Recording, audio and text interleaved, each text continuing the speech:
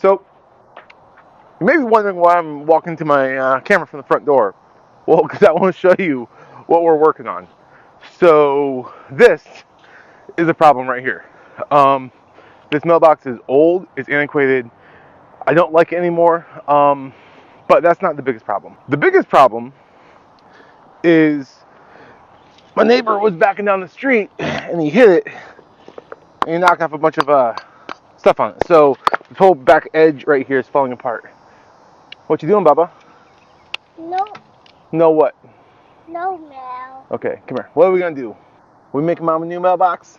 We don't make Mama no mailbox. Good job, Billy. Okay, you're back inside. So we're gonna knock this down and we're gonna build a new one. So that's the plan for today. Well, for this video. It's been like a 2-week project, so let's be honest.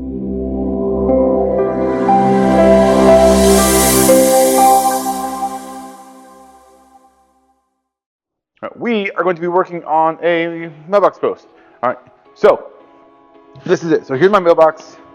Okay, so as you saw from the intro, we are going to be making a mailbox. I don't know what I'm doing on it yet. I have a picture that my wife showed me, but we're gonna start with this, I think it's a 6x6 cedar beam. I'm not 100% positive on that, but it's way too big. So the plan is to cut it down into usable chunks because he wants the whole front to be tapered. So this is our mailbox that we're gonna be using on it. So when I figure out what I'm actually doing, all right, this slope is not gonna be the same angle because I think I'm gonna make the post a little bit steeper than whatever this angle is here, right? But I do need to know how far apart these bolt holes are because obviously I have to attach it to the post. When I'm done, if I make it too small, it won't attach to these and I don't want to put a plate on it to screw into that. So I gotta figure that out. So what I'm going to do, I need to first cut this down, then mill it. Then after all that, just took a little ferrite lock right here, set it up on behind, push it out. That way it gave me enough clearance. I can fit the saw and pull it out and chop it down. After all that's done, I'm going to figure out how I'm going to attach it and then how I'm going to do everything else. You're going to see it.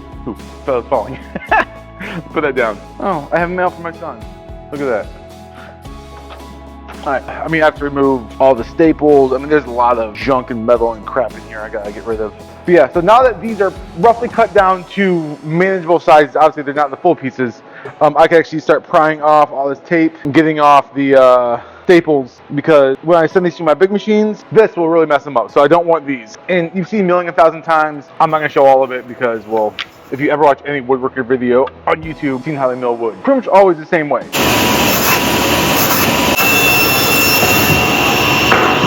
Okay, so our boards are roughly dimensioned. So I don't know, they're about 5 3/4 tall and just about 4 inches wide. Now the 4 inches wide is good enough for the holes on the bottom of the mailbox. So next, my idea is I need to cut these down to the individual like posts that they're gonna be, okay? The top of the one, the first board's 19 inches or whatever the mailbox length is. I think it's 19. So that's gonna be 19. Then the second board's gonna be 18 because this goes from 19 to 18.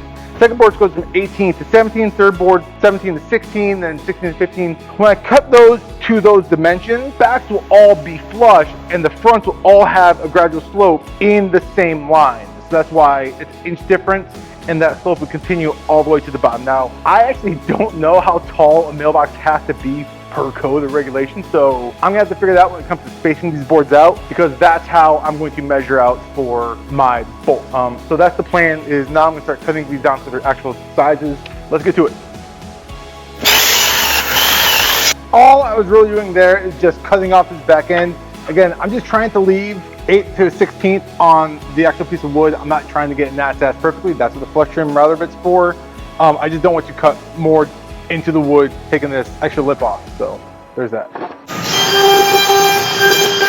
Now that all my blocks are cut, I know I want a 1-inch taper. So I'm just gonna use this 13 as an example because this has this chunky part right here I don't want, all right? I know at the top, I want it to be 13 inches end to end. Down here, I want 12. So all I'm gonna do is grab, it's like a 3-2-1 block, 1-2-3 block, whatever you wanna call it. Woodpeckers make some of these. They're crazy expensive. I got these on Amazon, I think for like 20 bucks. I use these more and they're just as accurate. Not that woodpeckers isn't worth the money, it's just like these are easier. That's what I'm gonna call it for about today. I got most of these where I want. As you can see, you have a nice taper going all the way down. Backs are gonna be nice and straight. So when a mailbox goes on top of here, you get it. There will be a gap between each of these. Follow me. what I have planned, watch that cord. So the plan is to cut down some of this 1-inch square tubing, and what I'm hoping is, so this is cherry, great for outdoors, super fucking soft, like so soft I feel like you can chew it. So I'm gonna cut off like yay amount, a couple inches. That way I'm gonna, line all these up, mortise and tenon, or mortise, this would be the tenon. Hog out some material, chisel that out, so there'll be about an inch, about a half inch between each one. I want a half inch.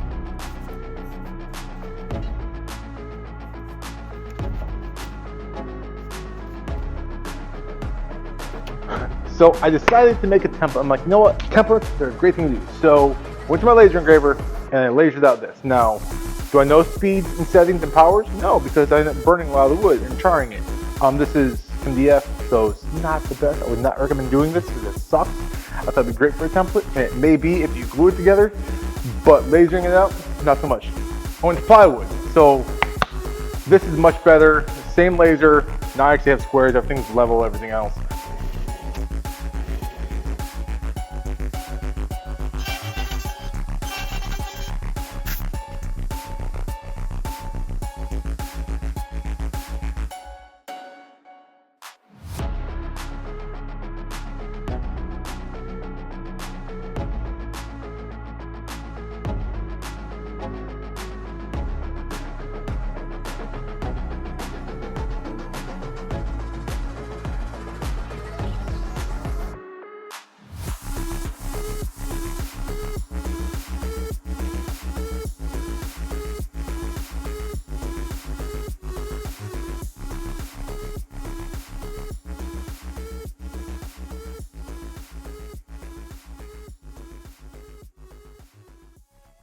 So these are all chiseled out, mortised out, squared. They're all good to go. Both sides, so that's good. I set to sand these down and put finish on them. My dilemma is order of operation. So what I think I'm going to do now, I am going to finish sanding these. Then I'm going to put a coat of clear on them. I put one coat on the pipes back here. I have one coat on these. They're obviously not done yet, but so I'm going to finish sanding these, and then these are going to get cut down to whatever length this is. So I have to measure inside these holes, add an inch to measure on the other holes. So I'm actually going to do it for all of them. I mean, they all should pretty much be the same, but it's nice. It's more fit. Once I clamp them together, they will be press fit, so they're definitely not loose by any means, but this one may be a little bit loose, but still, not horrible.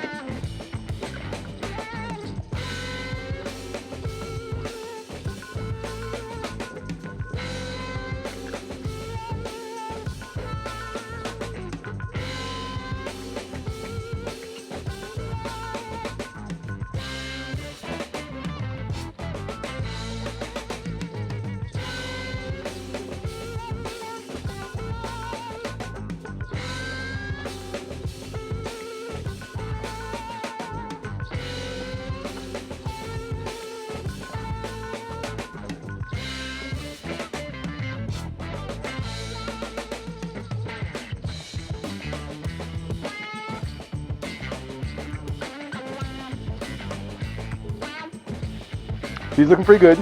So next we're going to throw down a layer of Halcyon on there. All right, so I'm going to be brushing it and I'm going to be tipping it.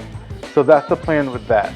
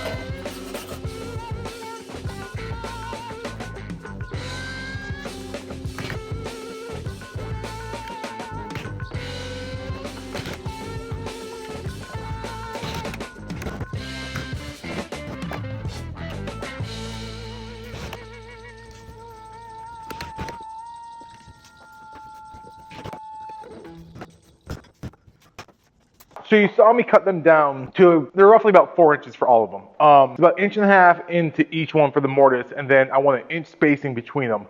Why an inch? I don't know. I just think it looks good. So that's where I use this. You saw that. That was easy peasy. All right. I thought about doing that all by hand, and that would have taken forever. So I just bought that. It was cheap. It was simple. It did the job. It gave me nice, clean square cuts. All right. So now I put them all in here. I grab my square, make sure they were level, front and back, left and right. So that's good to go. I'm going to let this epoxy set up. Probably gonna grab some thick set of something like a thicker epoxy to do the bottoms, because obviously when I put them on top of each other, I don't want them to be dripping. You know what I mean? This is very wet, as you can see. Like, this is a very viscous epoxy. So I'll probably go through here, not that I need to, but add a little bit to each of the insides. Okay. I think I have everything I need to finish assembling what we have. All right, so this is what I have. I have my 1 inch spacer blocks. I put one on the outside, one in between the posts, and one on the other outside, all right? I have some clamps right here, so when I pull it all together, I'm not denting the wood. I'm actually probably gonna cut that one down some. This one looks like it's a good size. I got some Total Boat Fixo, epoxy, whatever. I think of an adhesive. I guess it's not called epoxy like that. So I think I have everything I need to do this. So I just need to make sure my order of operation is correct. All the other pieces went together fine. I'm gonna assemble them piece by piece, then put them all together at the end, and then hopefully that will be fine. I'm hoping this works. All my math should be right, so everything should just line up. I do have some long 2x4s, which I may clamp on top just to pull everything down in case there is a little bit of wonkiness to kind of like what this looks like after they're all glued together. I guess there's nothing to it but to do it. So yeah, let's get started.